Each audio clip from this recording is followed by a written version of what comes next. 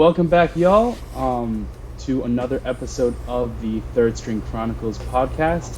Um, we originally had scheduled this to be the third installment in our offseason previews series. However, given that the draft and free agency are already underway, we felt it'd be better for us to skip that in favor of reviewing the draft and what has transpired so far in free agency. So we're going to start off by quickly going through the 2024 NBA draft. We're going to each talk about two of our most notable picks we either really liked or really disliked or we thought were really, really notable. To start, Noah, why don't you kick us off? Yeah, thanks, Hans. So to start us off, we are going to be talking about Jared McCain, the pick by my own Philadelphia 76ers at 16. I really like this pick, and a lot of people were mad at the time because top prospect by the name of Dalton Connect fell down the board. And I will admit at the time I really wanted Connect. But after looking a bit more into McCain and what he offers on the court, I'm a big fan of his game and how he'll fit in Philadelphia. Especially looking at how their offseason has gone so far, which we'll touch on more later with the PG signing and other moves. He's going to slot in very nicely to be an immediate contributor in the rotation, maybe starting by the end of the year, with his ball handling, his great shooting instincts, as well as his defensive instincts that were on display for Duke this year. And I think he's going to be a big contributor for Philly this year, and in the future, of course. Yeah, and then we're talking about one that we dislike as well. So, the one that stands out to me is Ron Holland, our pick 5 from Detroit. I'm not a fan of this pick, mainly because, Ron Holland is a very talented player. Coming into the year, he was originally projected to be a top pick, but going to G League Ignite set him back. His shooting splits were pretty bad this year for G League Ignite, and he didn't really look too good coming into the draft in that aspect. Looking at the Pistons, their number one clear weakness heading into the offseason was shooting. So my question is, for the past couple of years when you've been building around Cade, why are you taking another non-shooter? 2 years ago it was Jaden Ivey. Last year it was Asar Thompson. Now it's Ron Holland. All of these guys do not shoot the rock very well and do not really complement Cade's game, who they are trying to build around, especially after giving him that rookie extension. So why are they setting him back in this way? I think Ron Holland will be talented. I think he'll be good. I just don't think it was the right pick for Detroit. Maybe it was trading down for a guy like Dalton Connect. Maybe it was taking someone else, but I don't think it was a good pick. I can see that. All right. Fair point. Yeah, let's hear yours, Manas. Let's see what we got. Okay, so the pick I did not like was 6, Tijon Salon. Thought it was a massive reach. When I compare players in this draft, I had Salon as a worse version of Risa Shea, who I was not high on as is. So you've got a really raw prospect going into Charlotte who have not been the best player development program in the league. For Salon, to, I guess, excel, I would have rather seen him in, the Spurs development system or, with the Thunder. But you've got a guy who his best aspect was supposedly shooting, but he shot 33% from the field, or not from the field, from beyond the arc, and I think it was, from the field still sub 40%. He's got a lot of work to do. I hope he, turns into a good player, but with the Hornets, I did not like this pick. A pick that I did like, though, was Bub Carrington at 14. I had a top 10 grade on him. He was one of the youngest players in the draft. I do think he could be a starting point guard for a team that's contending one day. He's got a lot of time to work on his game, just refining some things that I feel like he could get better at, which is playmaking, shot creating. But he did show flashes of that at Pittsburgh. And Washington, I think, is the perfect spot for him to get freedom to, develop his game even more. So that's why I love that pick. Salon, not so much. Yeah, I was personally really big on the Bub Carrington pick too, especially next to Alex Sarr. I love that little two-man that the Wizards are putting stock into. It's a nice young core for the future. It's Yeah, right in and then Washington. they'll get more picks next year too, so That's true. good Completely direction. agree. Lucas, why don't you give us your two? All right. So the pick I was not a fan of was Nikola Topic at 12. And it really sucks because I'm a big Nikola Topic fan. I actually really did like him. And although I'm very happy with Stephon Castle and I think it's the right pick, had we gotten Topic somehow, I wouldn't have been against that. But him going to the Thunder kind of makes me think, well, you know, we're going to talk about it later, but Josh Giddey got moved out for Alex Caruso. Great move for both sides, in my opinion. But you're taking out Josh Giddey to bring in a player that is very similar to Josh Giddey in strengths and weaknesses, except, I mean, Topic is a little bit better finishing, probably same level playmaking-wise, maybe a little bit better as a defender too. But generally speaking, they're very similar. And I just don't see a world where Topic can reach his maximum potential in OKC. I think OKC can use him and he can be of value, but I don't think it's going to be the best for Topic in terms of his own situation. So I guess for OKC it's a fine pick, but for Topic himself, I'm not crazy about it. Also, I mean, OKC probably could have gotten a better player, like they're looking for an off guard. It would have been a little high, but I really did like Kaishan George, which is another pick to the Wizards. I thought he was great. But just somebody that could have played off guard with Shea, I think would have been better. But hey, time will tell. Mm-hmm. And as for a pick I really did like, Tyler Kolek surprisingly falling all the way to pick 34. I think most of us, especially if you look back at that mock draft, had him going a little bit higher, whether it was to Phoenix or Milwaukee or like all these different scenarios that a win now team could use. We saw New York trade back their pick, and they ended up going all the way back to 34, swapping with Portland. And Tyler Kolek was still there. He's a high accuracy 3-point shooter. He's a smart player. And with the Mikal Bridges trade that we will also talk about, a big concern for me was like, well, I still want to see more guard play come from New York, because really they didn't have any other guard play outside of like Dante DiVincenzo and Jalen Brunson. But another guy that can come in, handle the rock, make plays for the team, and I think Tyler Kolek does especially that, and he fits kind of like that run and gun style that New York likes to play. They're very active, they're very quick, they have a lot of good shooters, and I just love the pick for their bench. It just adds a lot of strength. Now they just need to figure out their backup big man situation with Isaiah Hartenstein being gone, but I really like that pick. Him getting to learn I behind agree. Brunson will be big. Mm-hmm. Just Yeah. want to add that on.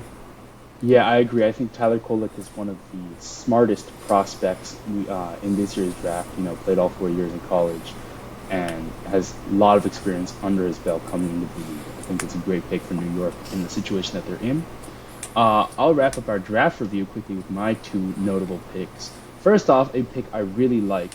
Number 11, the Bulls selecting hometown hero Matas Buzelis from the G League Ignite. I think Matas is... there's a lot of things to like about this pick for Chicago specifically. First off, like I mentioned, he's from Chicago. Grew up there, played his entire childhood in Chicago. I think it's very important if you're a team that's been struggling to find an identity, that's finally turning that page, to have a guy to build around who everyone knows, can look at and see this is someone who represents the city, you know. I think that's very important for Chicago, specifically because they've been lost for so many years. We talked about teams that look lost, like Brooklyn, and now you have a guy you can finally look at and see this is our guy in Montes. I mean, he's got so much aura. He's got a great amount of natural talent for the game, very athletic, very marketable guy. So I'm very happy outside of basketball for them. Inside basketball, he slots really well in at the wing position that they need, complementary to their two guards in Dosunmu and Kobe White, who both have played really well last year. The hope is he can increase his shooting percentages in a really, really good system. Now, I don't know if Chicago is a good system yet, but I believe they can get there, and I think he's got a lot of natural talent that you can build upon. So I'm very happy that they were able to make this selection. And then a pick I didn't like that much, number 9, 2 picks earlier, Zach Edey to Memphis. Now, originally I looked at this pick when I first saw it. I watched the draft, right? There was another pick I really reacted poorly to. That was Dejan Salon at 6, right? I was shocked that they took him. And then 3 picks later, I see Zach Edey to Grizzlies, and I'm shocked again. After the draft, I looked back and I was like, okay, the fit's not as bad as I thought, right? Edie on the ball requires a lot of space in the post to work, but they're not drafting him to be on ball. They're drafting him to set good screens, crash the boards, do everything that Jaren Jackson is bad at, being a smaller big, right? But the problem is, you picked him at number 9. I completely believe he would have been available far later in the draft. Take a look at the picks afterwards. Cody Williams, forward. Matas Buzelos, forward. Topic, guard. Carter, guard. Carrington, guard, right? You could have traded back, in my opinion, and still gotten him. And I think that is the biggest, we didn't see a lot of trades in the first half of this draft. Obviously, it's not a very top-heavy draft, but I think you could have gotten more value out of pick 9 than selecting Zach Edey outright. And that's, in my opinion, the biggest tragedy of this pick, is that Memphis were so set on their guy, they forgot they could do more with that pick specifically. I would have liked to see them get at least a second-round pick. There's a lot of depth later on in this draft. I really thought they could have done more if they really wanted Zach Edey. But I think the fit is okay next to Ja and JJJ. I'm very happy that they were able to get their guy. And all indications are that both sides are very happy with the fit. Yeah. All right.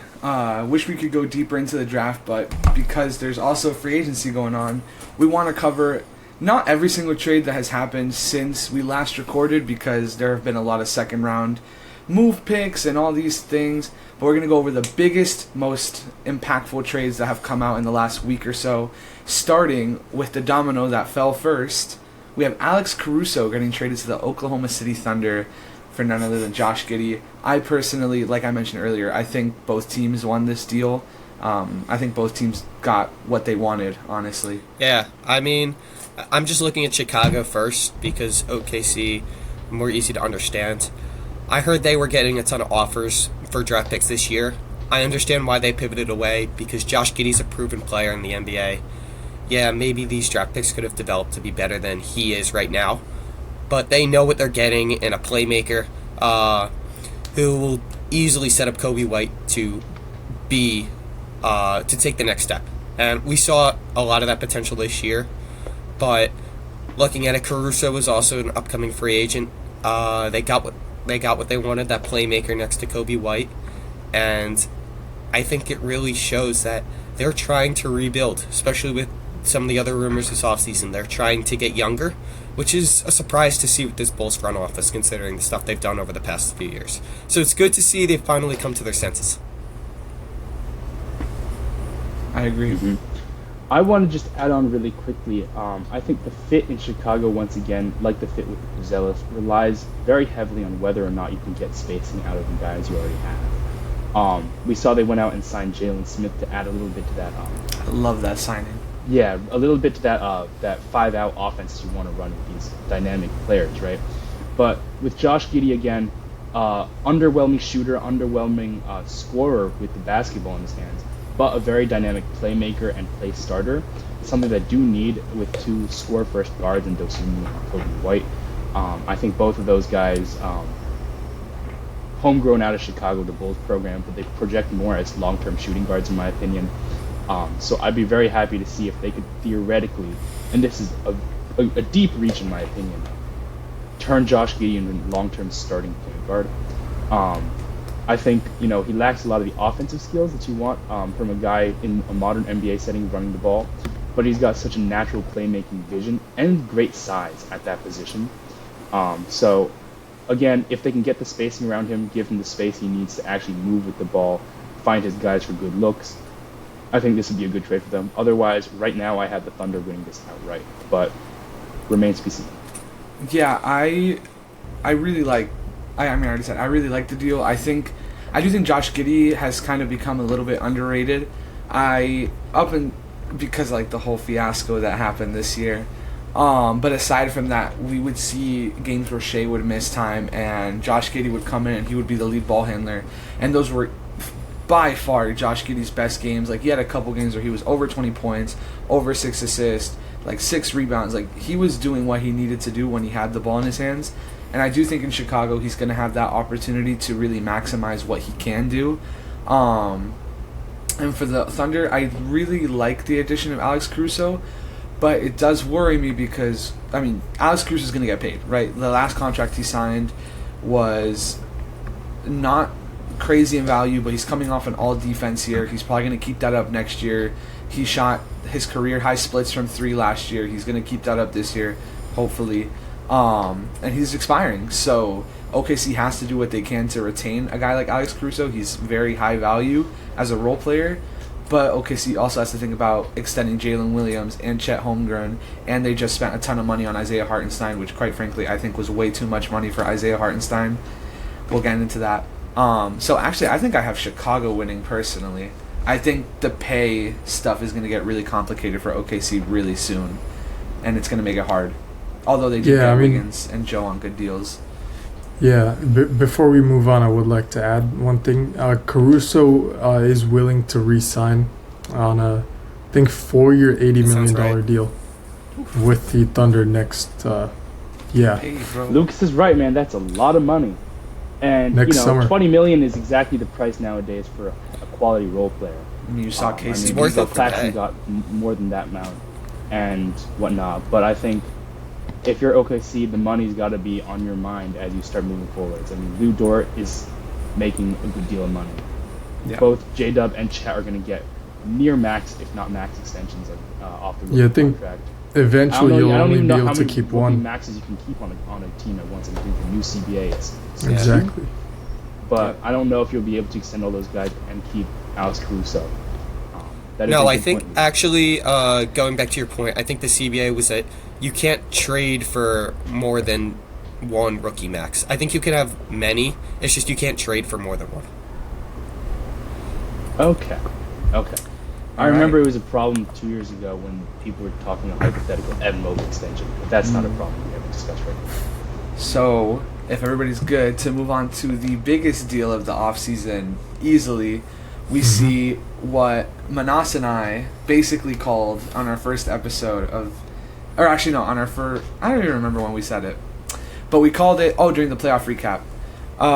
Mikal Bridges getting traded to New York, to Brooklyn. Hold on, we got Knicks receive Mikal Bridges, a 2026 second round pick. Brooklyn receives Bojan Bogdanovic, salary filler. An unprotected pick, first round pick in 2025, an unprotected first round pick in 2027, an unprotected pick in 2029, an unprotected pick in 2031, an unprotected pick swap in 2028, a top 4 protected first round pick via the Milwaukee Bucks, and a 2025 second round pick. Wow. Oh man, I love this deal for both teams, though. I'm gonna be completely honest. Yeah. Yeah. I'm not gonna make it like a separate trade, but we did see Brooklyn go swap one of the Phoenix firsts for their own first in 2025. A+ move. I love that for Brooklyn, especially in a stacked 2025 class. I think both sides got what they wanted. Mikal Bridges is exactly like the number 2, number 3 that Brooklyn has kind of been looking for, and we saw him be a Defensive Player of the Year candidate when he was a number 2, number 3 in Phoenix. And hopefully he can return to that form. Just a perfect fit, man. New York is on top right now. I'm not gonna lie. I will say a lot of people balk at that price. I had my hands up as Lucas was listening up. 7 picks in total, either outright or as swaps, right? And I think 5 or 6 of them were firsts, right? A lot of people look at that and go, "Oh, they lost," because obviously recent history has told us if you trade a lot of picks, you're likely going to lose the trade. However, I will say this. There comes a time in every single team's history when it comes time for them to fully buy in on the concept of contention. And we see some teams hesitate on the buy-in. Cleveland has been on the brink for a while, and they make margin moves instead of making big splashes every year. Last year, we made margin moves getting Max Strus and Georges Niang instead of potentially trading away Jared Allen for something big. This year, we're seeing the effects of that. Teams have to buy in at some point. And this is the perfect buy-in move if you are New York.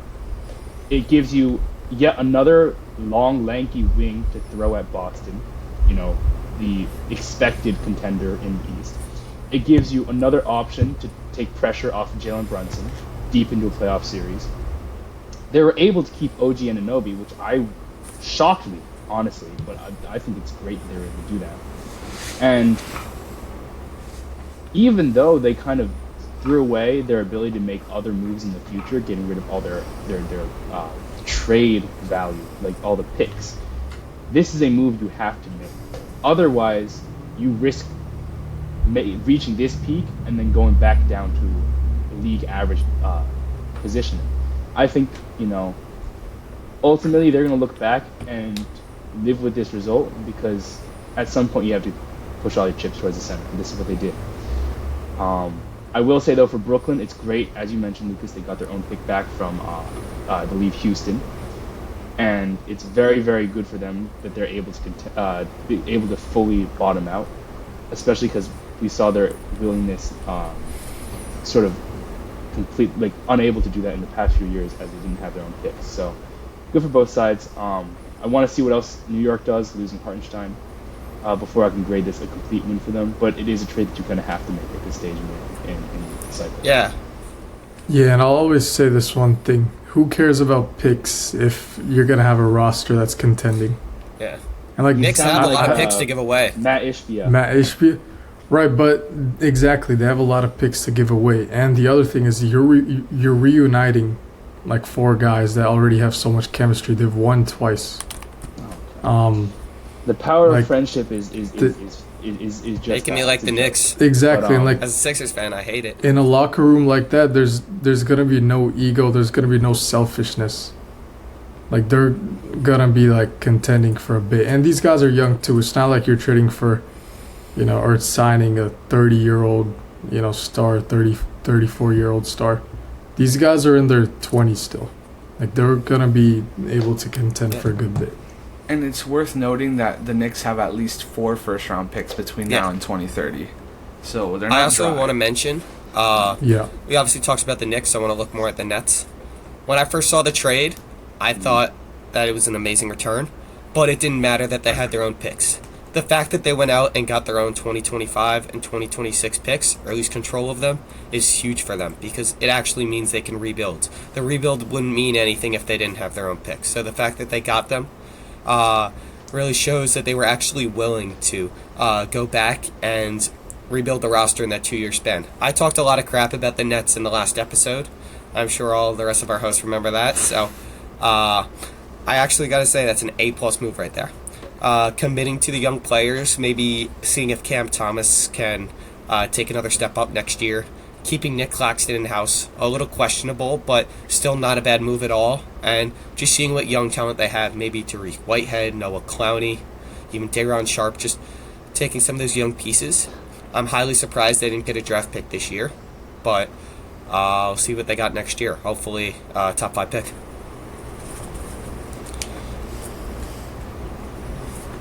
All right, so I think we have everybody coming out as a winner in that trade. Genuinely, I'm very excited to see how Mikal Bridges fits.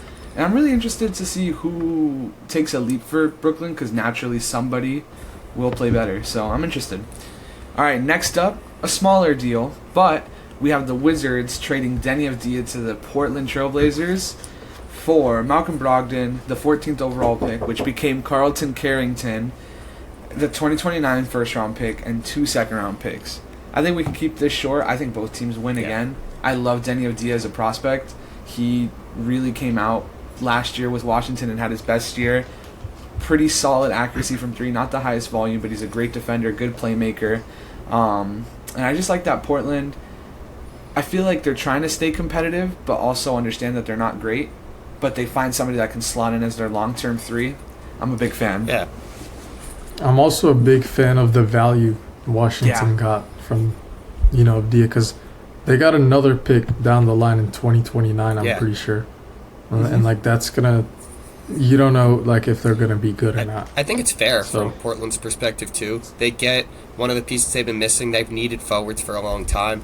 He provides that shooting aspect, as Lucas had mentioned, and it clears up their logjam at guard by moving off Brogdon.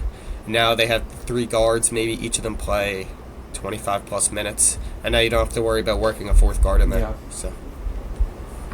Right, and that's another thing. Washington can move off Brogdon by the trade deadline and probably get either multiple second-round picks or a first-round pick. Questions about first-round pick because of his health, but last year he did have his healthiest season. If he can stay up, I think they could easily get a first-round pick because Malcolm Brogdon is still a very quality player.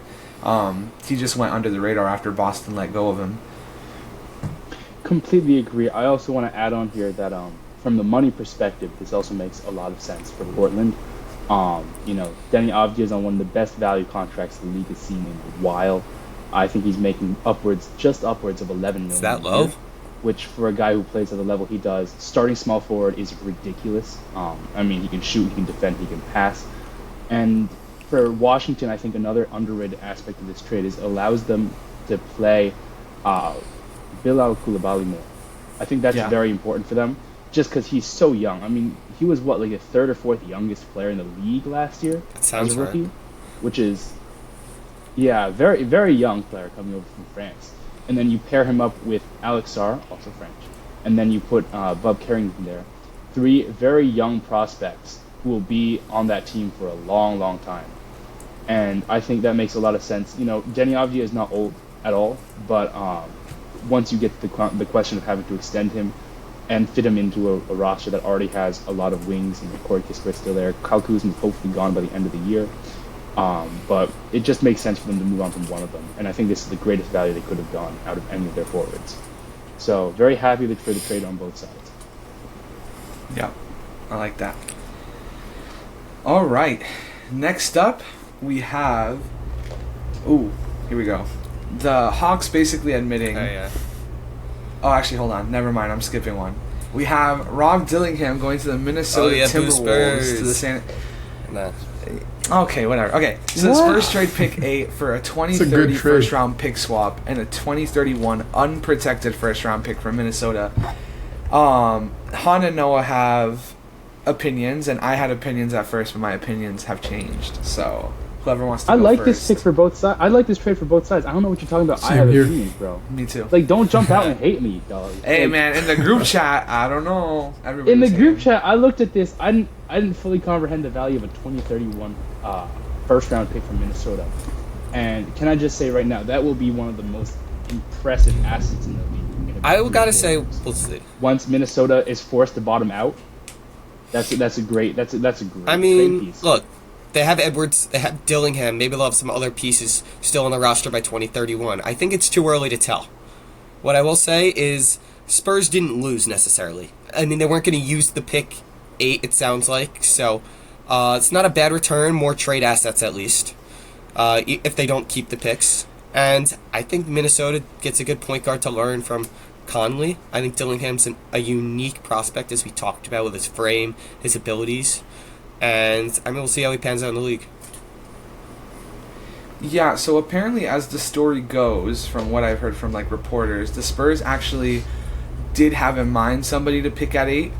We don't know who it was, but apparently we were ready to use the pick.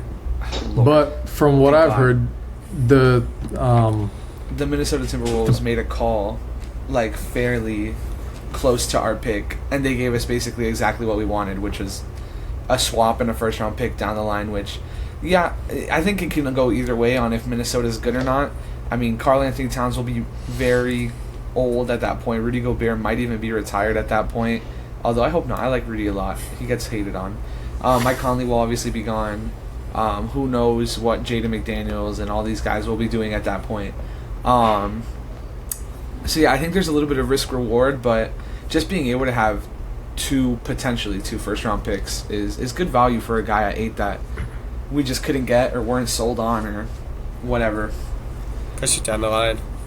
Yeah, and I mean, I knew pick 8 was going to be traded for about a month, so I kind of expected. Famously knows trying to be LeBron. Everything.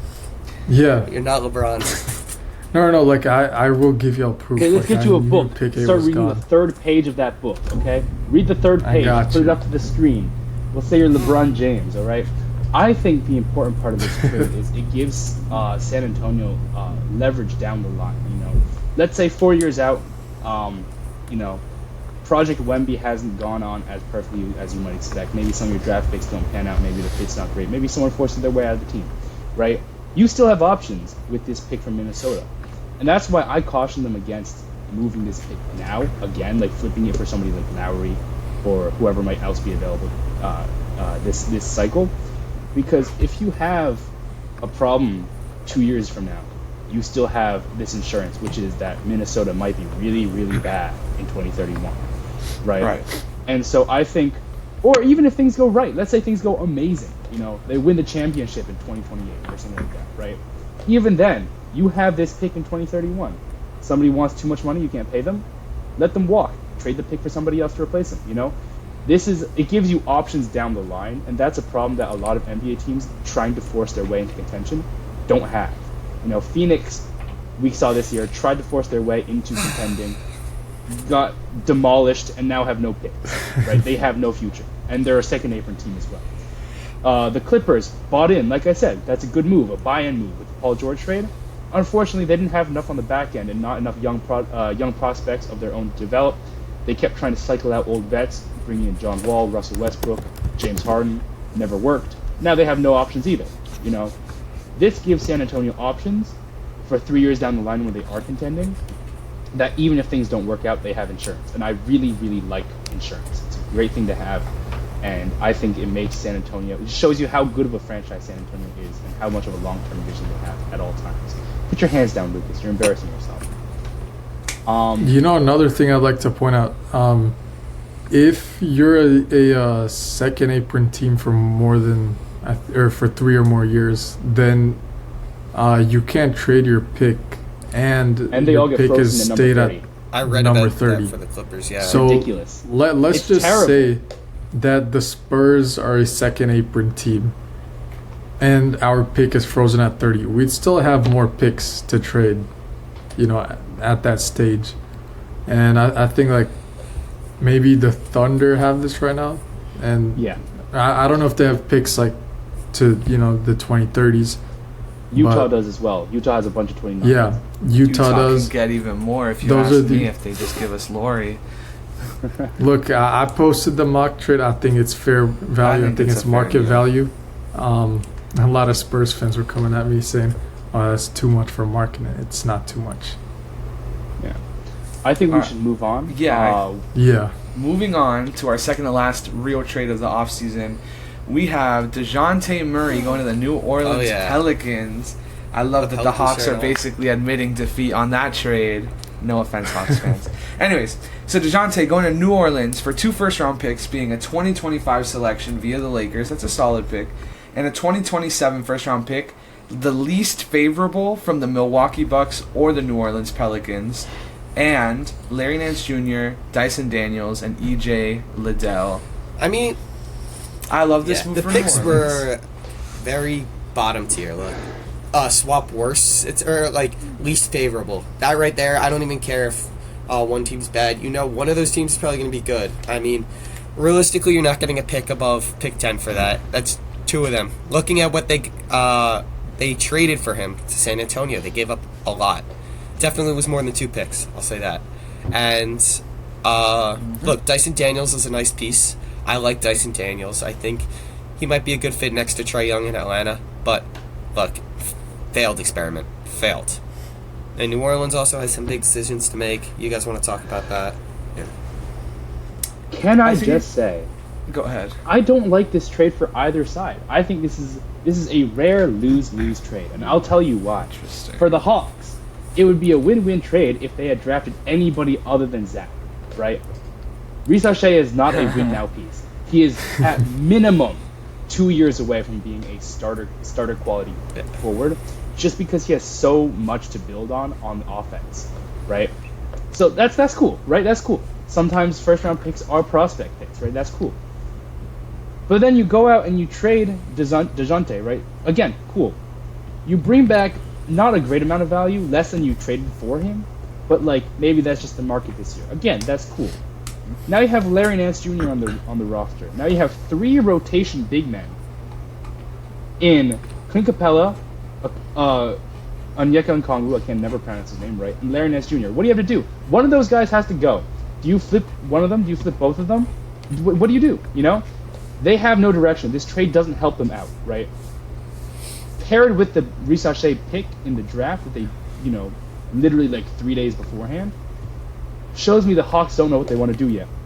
Doesn't bode well when your star player Trae Young needs a good supporting cast to win, right? He's not a do-it-all kind of guy. So I don't like this for Atlanta, even though it's a trade you have to make. I think if you knew you were going to make this trade, you pick somebody other than Zach. My take. So I don't like this for Atlanta. To New Orleans. Everyone's like, great, New Orleans finally gets a point guard. They need a point guard to play next to Zion. The problem is, DeJounte Murray's style of offense is slow and methodical. He's a mid-range kind of guy. You know, we saw this when Trey was hurt. He scored like 43 straight games or some ridiculous thing. What he was doing was he was getting to his spots 15, 20 seconds into the shot clock every single time. He likes to take 4 dribbles, do his 2 moves, pull up for a midi or something like that. Guess who else likes to do that? Brandon Ingram. The fit there is not great. One of them has to have the ball and has to use the ball. You know, he's not a pass, run around the court without the ball, pass, catch the ball, shoot, sort of like Steph Curry or Kyrie Irving kind of point guard. You know, he needs the ball in his hands and he needs time to make it work. That doesn't fit well with Brandon Ingram. It also doesn't fit well with Zion, because Zion needs a point guard who's quick and twitchy and likes to pass the ball really fast and then get out of the way, like LaMelo or Darius Garland would be great next to Zion.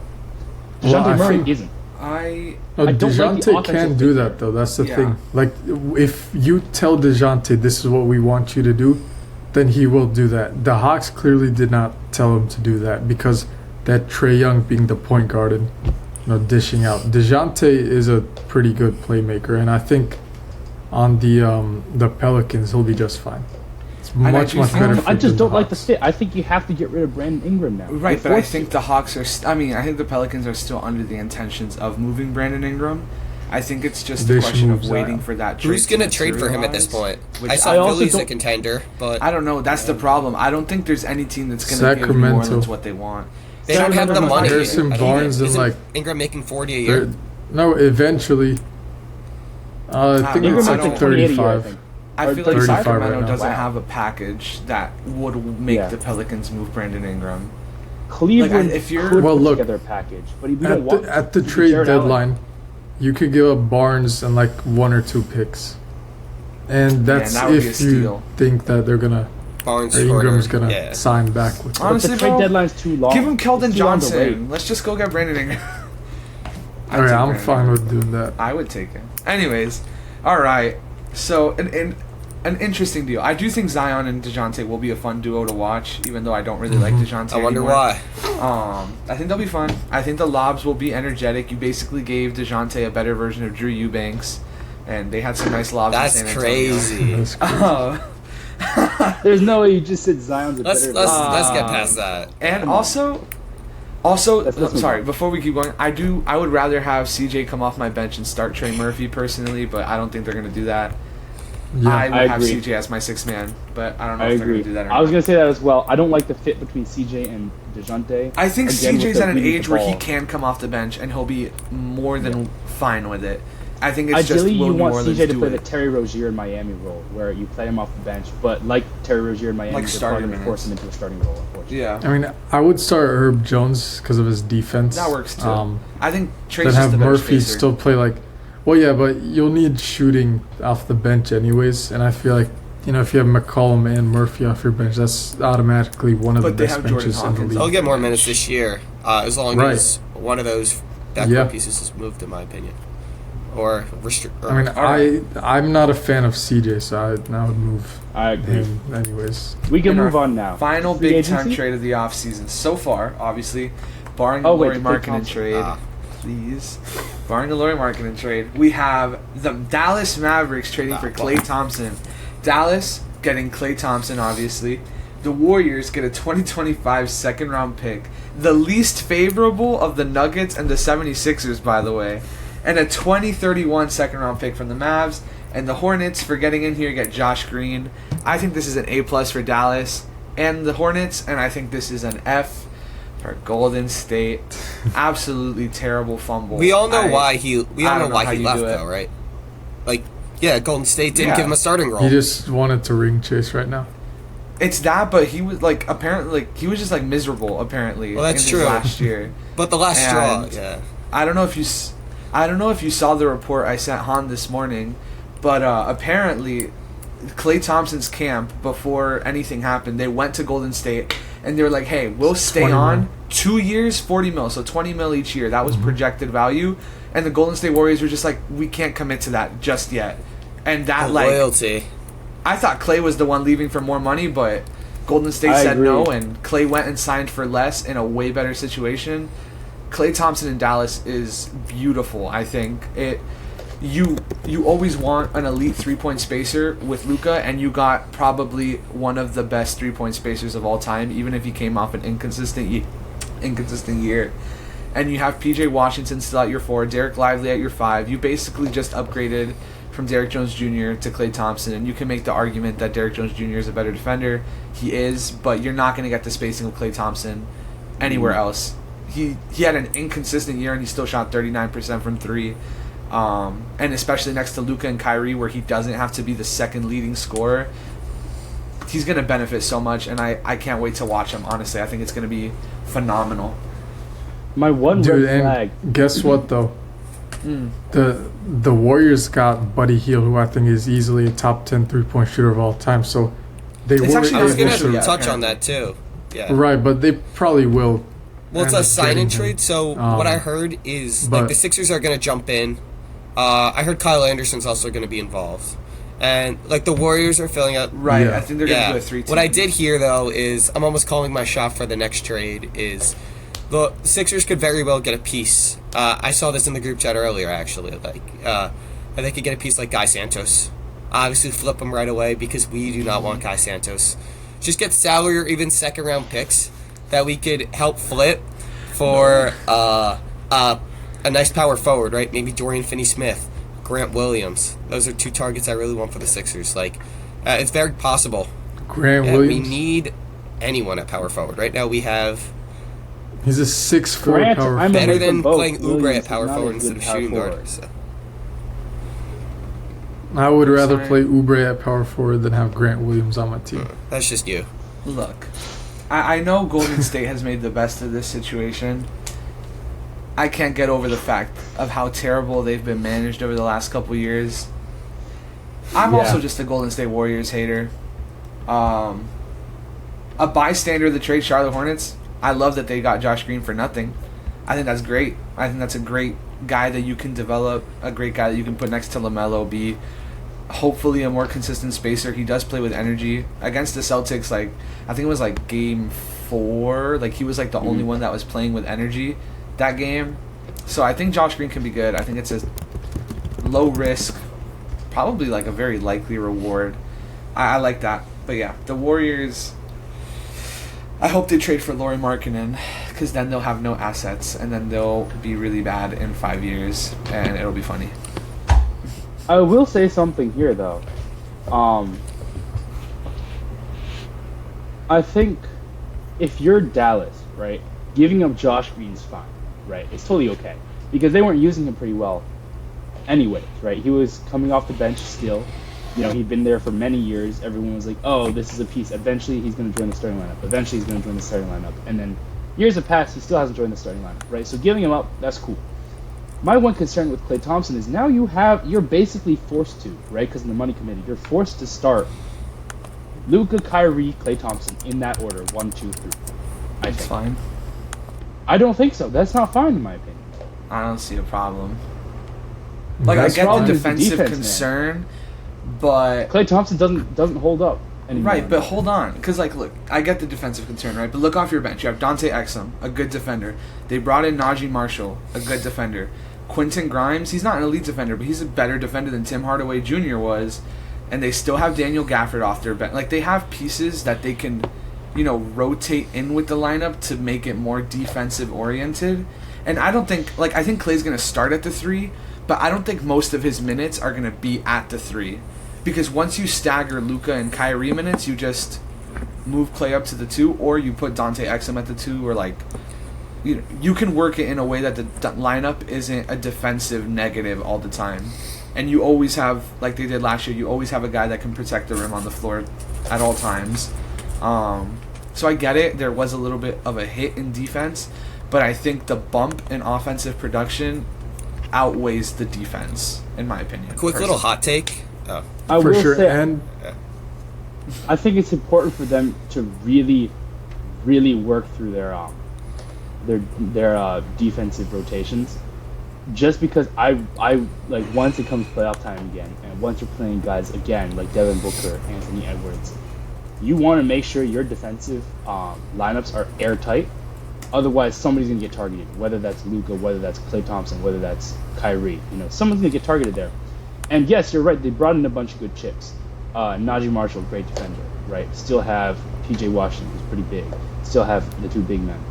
I just think you have to make sure everything you're doing on defense airtight. Otherwise, you leave yourself up to a lot, like so much risk on the other side of the ball. I mean, if there's any coach that can figure something out, I do. Jason Kidd is a great defensive coach. I think, again, they might take a hit, but I am fairly confident that they'll figure it out. Look, my hot take with this whole scenario is maybe it's mid-season. It could even be for a couple special situations. Klay will be back to coming off the bench. I don't care if his ego can't take it. Najee, no. Najee Marshall will be the starting 3 by mid-season. I was gonna say that as well. Klay is gonna get slower every single He'll still day. play 30 minutes, but At some point you got to give it up. I think you guys are underestimating the value of Klay Thompson not needing to be your second most consistent scorer is going to have. Klay is going to have, he's going to be way less active on ball. Honestly, some nights he might even be the 4th option behind P.J. Washington if you really wanted to make an argument. He obviously is getting older, but I don't know. I have a lot of faith in Klay Thompson, even though I don't specifically like Klay Thompson a ton, but I do think he's going to benefit more than we expect from playing behind Luka and Kyrie. Yeah, I mean... All right. We could move on. All right, so we don't have a ton of time left, but we're going to cover some of the latest free agency signings. We're going to give them a little bit of a letter grade, and once we reach our limit, we'll end it and we'll come back next week. So, our first signing, if you give me 1 second so I can pull up the tab. Go with the big fish. I mean, I can go last, obviously, but... Well, let's see. Our biggest fish, Paul George, going to the Philadelphia 76ers. We did talk about that a couple weeks ago, so what do you guys think? I'll go last. You guys start. I don't have No, a... kick us off. You want me to start? Yeah. All right, whatever. No, Okay, you're so the You Sixers want me to fan, start? man. All right. It's only Yeah. Obviously, I'm going to give it an A because I'm a Sixers fan. But look, Sixers had 2 realistic directions this offseason. 1, they could acquire or sign a superstar. Or 2, they could fill out the rotation with a bunch of role players. Path 2 might have been better, in my opinion, with the money constraints. But it also would have restricted us and our potential. I don't think in that scenario we would make it past the second round, which obviously, as you know, is a concern. So, with Path 1, I'm happy that they didn't go out and spend all our picks on a superstar like Brandon Ingram, Lauri Markkanen, someone else, maybe even Mikal Bridges. But they went and got a guy like Paul George, who, actually, as I've read about and liked a lot more after reading, is a great fit next to Maxey and Embiid. He can take the lower scoring load with Maxey and Embiid as the 1 and 2 options. And he can be a spot-up shooter at times. I'm pretty sure the clip was 48.4% last season on catch-and-shoot threes, which is exactly what this team needs. Tobias Harris could never. So, the fact that we got that, I understand it was a lot of money, but it was what he was only willing to take. I'm happy. It might restrict the way our roster looks, which is why I really need a Dorian Finney-Smith trade to come through. But we have potential. We're not going to beat the Celtics, but we have potential. That's a crazy thing to admit. It's not a rivalry. Already. Joel Embiid said it. Okay. Yeah, I'm not a fan of this at all.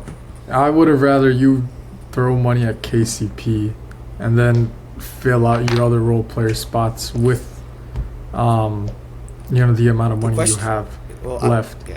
Like,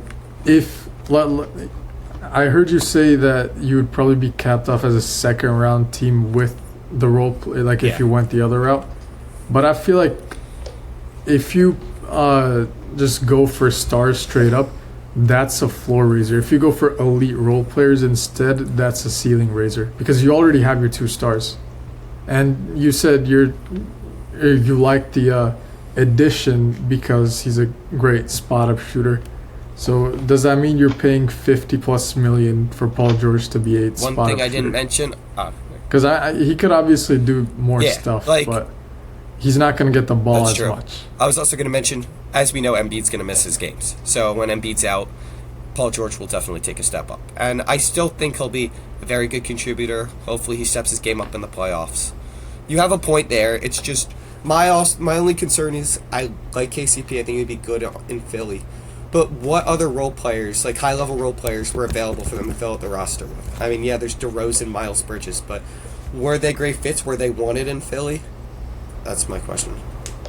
Klay Thompson. He didn't want to be in You know, Philly. No, If you get KCP, you go after Klay.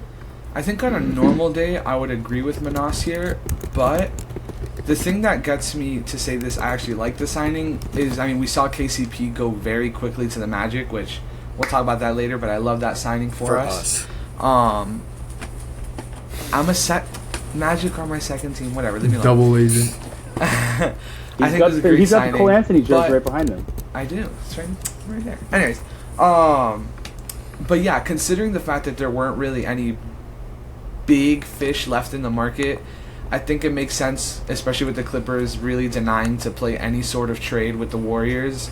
Really, Paul George didn't have many max options to go to. You had the Magic and the Sixers, and the Magic chose to give a lot of their cap to KCP, which is fine. I would have liked Paul George, but I don't think he necessarily does exactly what the Magic are looking for. And like you said, I think that point of Embiid missing games and having Paul George to really help hold down the fort, I think that's a really good point. I think this is the closest you guys have gotten as a team to that 2019 Sixers team that had Jimmy Butler on it. Yeah. I miss those days. So Before I you like guys paid Tobias Harris. yeah. Tobias Harris over Jimmy Butler. I mean, I could get into this. That's Obviously, great. the media doesn't understand. It's a bigger issue with the fact that Jimmy wanted Brett Brown gone. I would have done it, but Sixers wouldn't, so then they went and got Tobias instead. So. And then Brett Brown went and got yeah, fired. that was the beginning of the end. Yeah. And now you move him for a crumble. Crumble cookie right there. So yeah, I think I'd give this like an A because it is a lot of money, but I mean it's Paul George at the end of the day. You guys will figure something out. Also, since we're on the topic of the Sixers, I think getting Oubre and Drummond for under 10 mil a year each, fantastic value on both of those players. We mentioned I Andre love Drummond a those couple weeks signings. ago. What? I just said I love those signings, Oh, especially yeah. for the amount of money they got. Right. I mean, Andre Drummond, one of his best backup years was behind Joel Embiid. Like you mentioned, you guys just had to move him to get Harden on the team. So I think Andre Drummond as a backup is beautiful. Kelly Oubre, like we mentioned, like on our second episode, was a fantastic role player for you guys this year. I even think he did a good job guarding Brunson in the playoffs. It's just Jalen Brunson is Jalen Brunson. And I love that you guys kept Oubre and got Drummond. I think so far for you guys, barring the minimum signings and all the rest of the filling out you have to do, at the very least it's like a B+ offseason. Mm-hmm. No, yeah, I will say, again, before we move on, because I do think we have to soon, I will say the reason I like this more for Philly than I would normally is with the way that the Celtics dominated this year, every team in the East is lining up to do battle with them. It's like, you're challenging the one man on the top of the hill. Everybody's looking to fill out their team with big wings who can shoot, who can defend, who can play multiple positions, We saw New York go and snag another in Macau. We see OG Anunoby become really widely pursued, widely rumored, and then sign a gigantic, really gigantic deal with him to return to New York, right? And I would have said, if you were Philly, go get OG Anunoby. He's going to be cheaper than Paul George, but he re-signed, right? You can't do anything about that. So instead, you're forced to go get your wing in Paul George, because in my opinion, you need a wing player who is truly elite to win out of the East right now. Just the way the Celtics have their roster constructed, with their two best players both being wing players in the Jays, right? You need someone who can step up and basically take those hits and go right back at them. Otherwise, no matter how good your guard play is, no matter how good your big men are on the inside, you're losing all that ground to Jason Tatum and Jaylen Brown. So I really like this signing for Philadelphia. I also really like you said, the moves on the margins, Kelly Oubre, Andre Drummond. I think Kelly Oubre was important for them to bring back. I like the move, moving on from Melton, necessary. He didn't play very good this year. And he was also hurt all the time. So I'd like to see them get some more depth along the margins there. They still have a lot of space to work with. Still some guys left on the market. But really, really important for them to get that elite wing if they really want to solidify their spot in the top 3, top 4 of the East. Yep. So I'm not going to bring up any of the contract extensions or, retaining of people because that would take a while. So Can we want to cover. I really just want to talk about one thing: the money. Let's do that at the end, actually. Just like the money aspect of this year's free agency at the very end, really quickly. Talk And big now names I first. think probably my least favorite contract in free agency. Not even because of the player. Isaiah Hartenstein signing a 3-year deal with the Thunder, worth $29 million each year.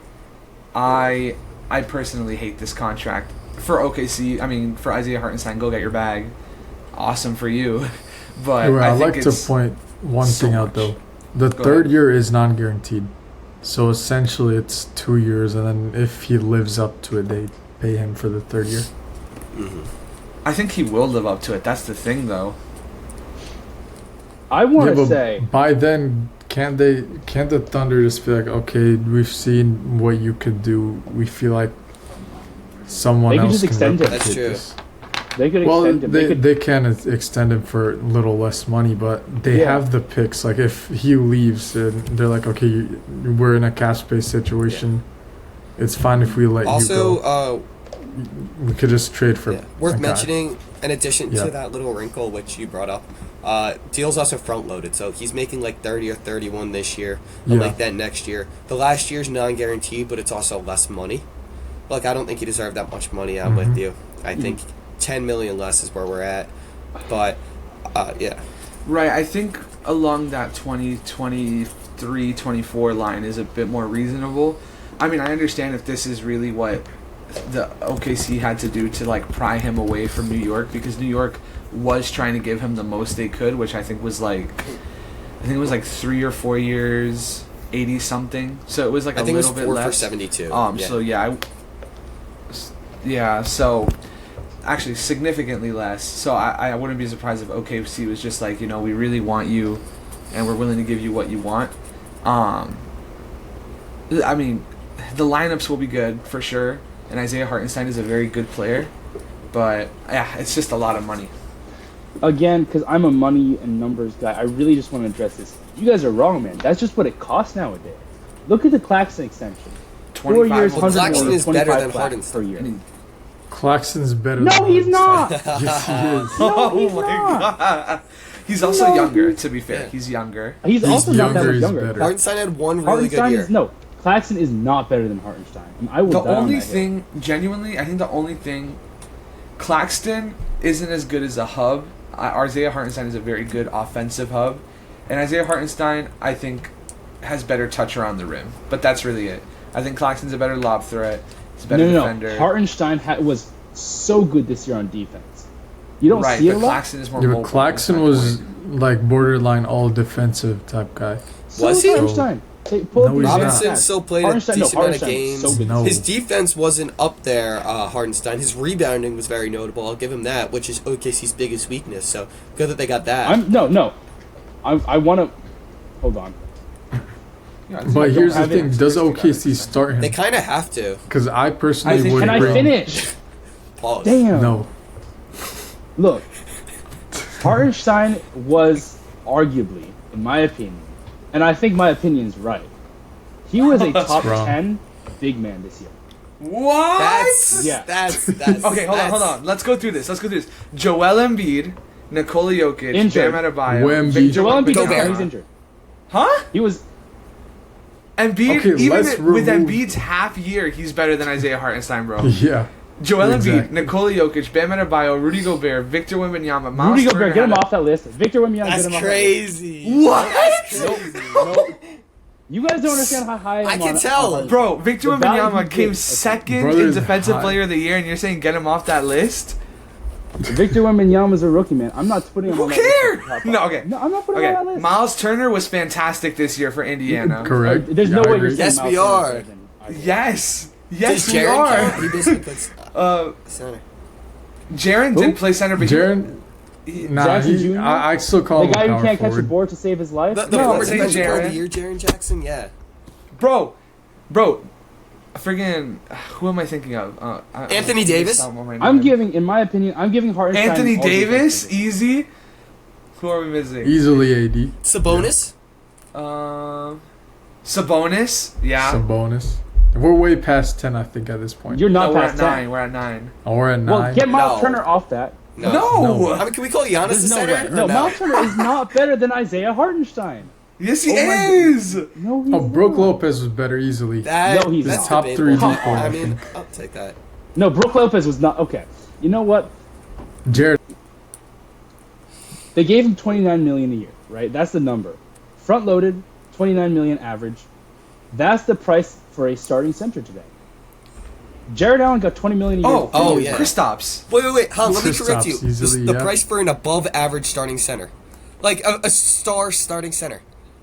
I messed that up. Hartenstein is above And average, guess what but he's not a Hartenstein star. is? We don't really see these role players unless it's Derek White, who's basically an all-star at this point. Make north of dude, 30 Derek he's White million got a getting year. paid just this much less than What did Derek White White. get on this extension? He made what? I think 126 4. by 4. 31. 31 and a half. Yeah. That's like the same Okay. money as Hartenstein. Dude, Oh my God. Isaiah Hartenstein is not worth $2 million less than Derek White.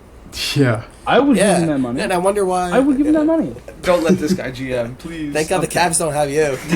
I had a point. I completely forgot it because we just been Bro, yelling each other for the past. Şengün, Oh, yeah. he also is better than Isaiah I mean, Hartenstein. can we count Cat too? Şengün's not better, man. He can't play What? defense. Cat's Live. basically- Oh my god. I don't like Şengün. Cat's a big man. I hate Şengün's game. Bro, give me Jared Allen over Isaiah Hartenstein too. No, Easily. I'm a Cavs fan. Do not give me Jared Allen over Isaiah Hartenstein. I would replace the two for in a heartbeat.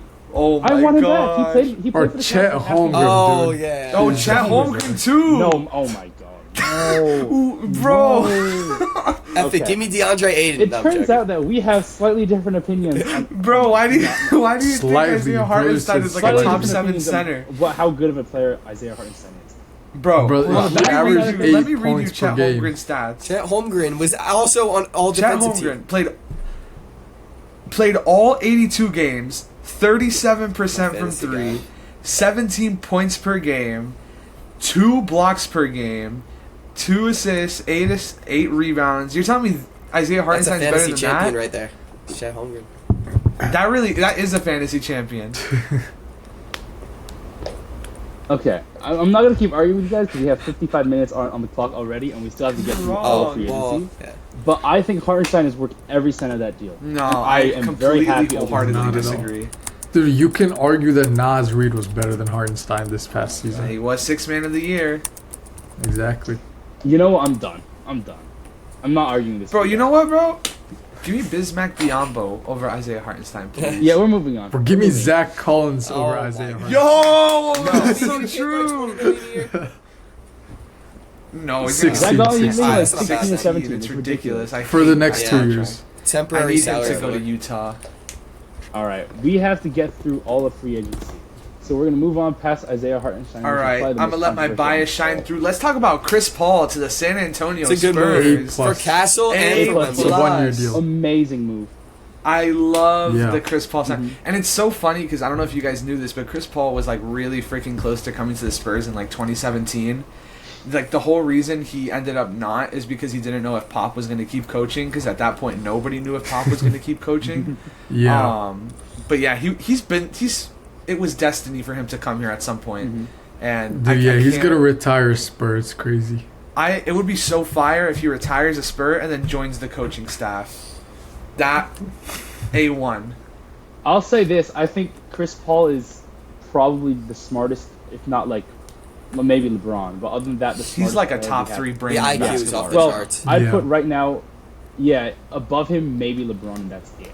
You know, so left in the league, and so I think I think this is probably the perfect move. Everyone's like, "Oh, 11 million. It's That's a lot of nothing. money. That's a lot of money." Nothing. That's a one We year, have who cap cares? space to No, use I up think. anyways. Well, you also Literally. have to spend the cap space. Devontae Yeah. Graham is getting Forced paid to more spend than money. Chris Paul, bro. I was about to say, look at what Harden got. Really? Split that in Yeah. half, Yeah. and it's still Devontae's 10 making million 12. above what Chris Paul's getting, pretty much. Yo, that's crazy. Yeah, Anyways, Chris Paul's getting paid a fifth of Paul George. that's crazy. Yeah, genuinely, a big thing is just the Stephon Castle stuff. I think Wemby and Chris Paul's going to be cinema, but I think, I mean, Stephon Castle's a very stoic guy, but even he posted for Chris Paul, like he reposted the trade or the signing, and I'm like, if Chris Paul can make him like SGA, Lord Hey, bless my heart. remember what I told you? My comparison for Stephon Castle like a month before, the draft happened. It was Shea. Like, I am really high on him, and that's mean, why look, I did Chris not want Paul is any the other mentor. team to get him. Yeah. Yeah. He is the mentor. He played with Shea, he played with Devin Booker. Look at those guys now, So I'm very happy for you guys to be able to make that signing. I think And it's the other fun thing to is, Caldwell every Pope's team season. Chris Paul has gone on, they've won more I games. did the see next that. season. That's Oh, by yeah, no, a good easily. margin. Very easily. All right. Caldwell Pope? So from a great signing, I'm not gonna go Caldwell Pope. I'm gonna go with signing that we can clown on. Mr. Tobias Harris Oh yeah. getting paid $26 million a year to go play. actually, in Detroit. all right. Oh It was my only Detroit. It was goodness. always I'm gonna going be to start it Detroit. off on the bright side. It was I'm going always to start gonna off be on the bright Detroit. side, and I hate Tobias Harris. But look, Detroit had cap space to burn through, right? As I talked about earlier, they have a knack for taking non-shooters. And they actually got a shooter. He may not be a good shooter, but they got a shooter. So that's something. I still think they should get Fontecchio back, and they have the money to do that. But any shooter is valuable at this point for this team. And Cade is going to need it. The rest of those guys are going to need it. So, look, his agent deserves to just be like televised His for agent being like a deserves a Hall of Fame raise. bank robber. $302 million over his 13-year career. That's what I heard. But Yo. I don't know. Isn't that more than Michael Jordan made in his career? Is it? Probably. It is, right? Yeah, almost. I would assume so. Or probably is Um, more. Yeah. Here's my thing with the Tobias Harris signing, because I don't mind him in Detroit. I think it's fine in Detroit. Like, I don't have a problem. But there's no way that his market value was $26 million No. a year. What team was like, Tobias, we'll give you 25, and Detroit was like, okay, we'll up the stakes a little bit. and Dude, we'll there give you was no 26. competitor. It was just Right, Detroit. that's my point. How off of the year he got? Well, hold on. Like, who was competing? I'm just going to for bring up a Tobias comparison. Harris? Let's look back to last year. The Houston Rockets, when they gave Fred VanVleet $42 a year. No one was competing with them. But Fred VanVleet No, is good. I understand. But they have to, but with these new But rules, Toronto they have was to spend their competing cap with them. space. So, I mean, they're overpaying Right, but him. you That's could have true. paid him That's And the less. point. by the time his contract's up, they'll have the money gone out to other guys. So, like, they overpaid for him, I mean, but they got a good player for the team. That's how I look at it. I get it, but again, my point is, like, they could have spent less and used money to get more free agents that might actually. How many help open the spots do team. they have in the rotation? Because, bro, half of their rotation are like second round yeah, picks but and bums. oh well, it's not Monty Williams. Like- Never mind. But yeah, Yeah, now they have JV, right? bring JV back Killian Bickerstaff? Hayes. Yeah. Yeah, I can't rack my brain around the 26 million, right? Because, like, I do understand the point of it being like, oh, kind of like the Bruce Brown contract, but Indiana was trying to pry him away from Denver for whatever they could, right? Like, that makes more sense. And he got paid less than Tobias Harris. Like, bro, I hate this signing so much in terms of value. Like, again, it's 2 years. It's not that big a deal, but it's a lot of money. If the second year was like a team option or just non-guaranteed, I would have been like, okay, this makes sense. You got to use up your Yeah. cap space anyways, because nobody's gonna sign to Detroit as is, right? No one's gonna Uh. sign with them next year either, though. That's the thing. I think this is fine. Yeah, or now they can't because like Cade if this was a extension 3 or more. and If this was a 3 or more, I'd go over and I'd have some words with whoever their GM is, myself personally. But it's 2 years. No one's signing on this year. That's true. But also next year, no one wants to be in Detroit. You have to build something. Yeah. And it takes more than 2 years to build a program from nothing. So I think it's okay. Long term wise, it just looks really goofy on paper right now. You know. Well, look, Like, even to, if someone to pick wants up your to phone sign, and read the tweet that says Tobias Harris 2-year 52 to Detroit looks really dumb. But I think long term, it's not. It's a blip on the radar. It won't do much for them long term. even if someone wants to sign with them next year, they can't because they won't have cap space. You'll be paying Tobias Harris 26 Thing mil. is, Then Cade's gonna have his 45. I don't know if they're 50 mil looking to sign contract anyone else. anyways. I mean, I don't know. It's the Pistons we're talking about. I understand it's new front office, but the Pistons. Yeah, but I mean, next year, different free agency class. You'll probably have your eyes on at least some players, or you should.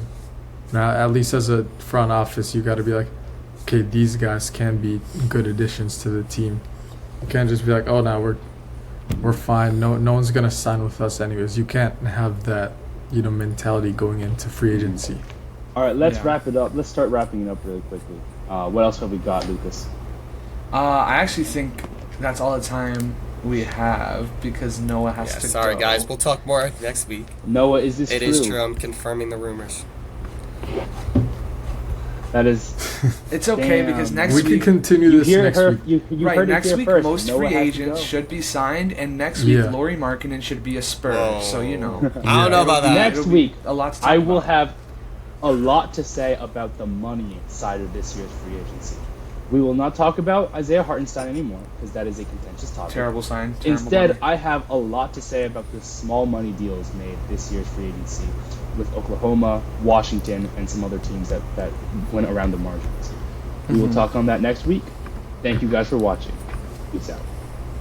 See you.